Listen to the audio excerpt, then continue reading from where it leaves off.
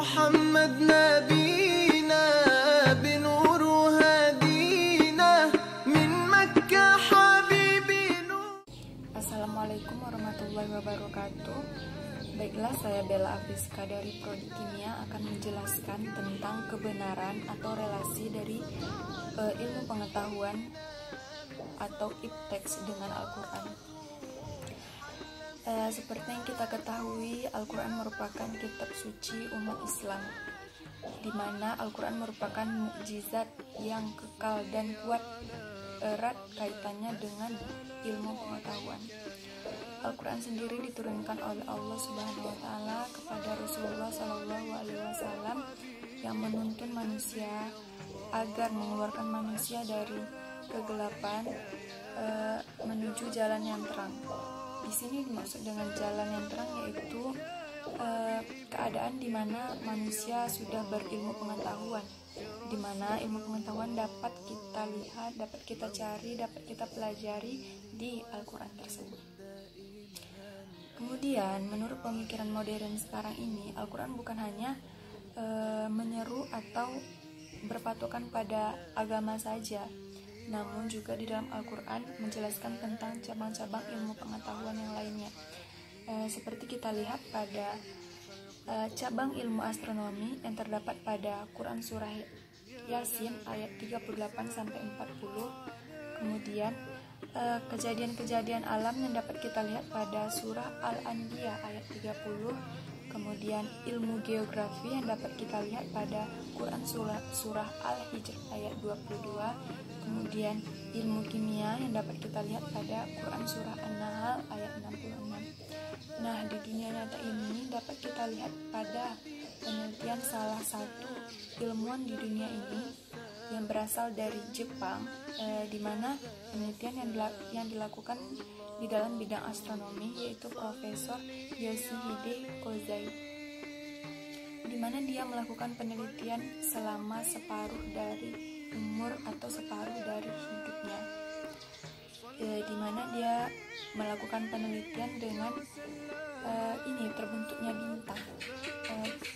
Dia melakukan penelitian, bintang ini berasal dari asap yang berasal dari pembakaran. Kemudian asap ini memadat, kemudian padatan inilah yang disebutnya sebagai bintang yang bercahaya tadi. Kemudian bertemulah profesor tersebut dengan Syekh Abdul Majid Zindani yang menyajikan sejumlah ayat-ayat Al-Quran,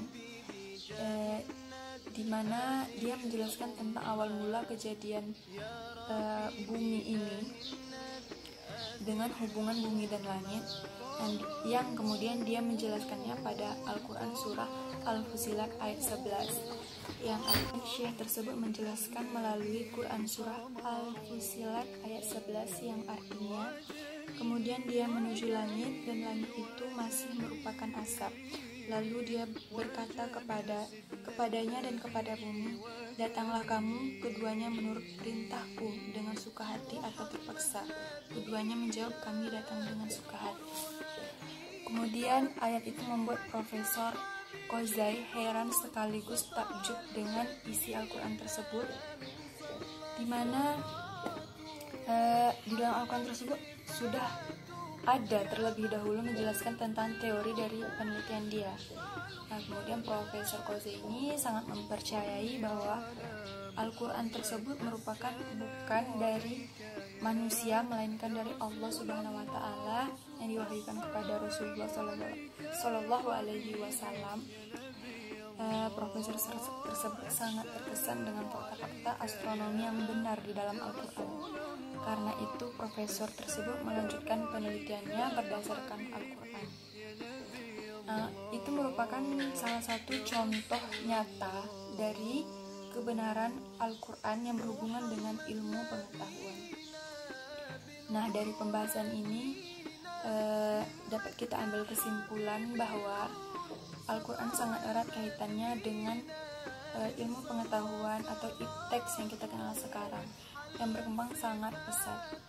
Namun tidak sedikit yang menganggap Al-Quran dan ilmu pengetahuan itu tidak searah, tidak sebanding, tidak sesuai. Kemudian Pernyataan-pernyataan tersebut membuat kita sebagai manusia seharusnya tertantang dengan terus mempelajari isi-isi Al-Quran, mempelajari makna-makna yang terdapat pada Al-Quran untuk mengaitkannya dengan ilmu pengetahuan. Sekian video dari saya, lebih dan kurangnya saya mohon maaf. Wabillahi taufiq wal hidayah. Wassalamualaikum warahmatullahi wabarakatuh. مولاي صل وسلم دائما أبدا على حبيبك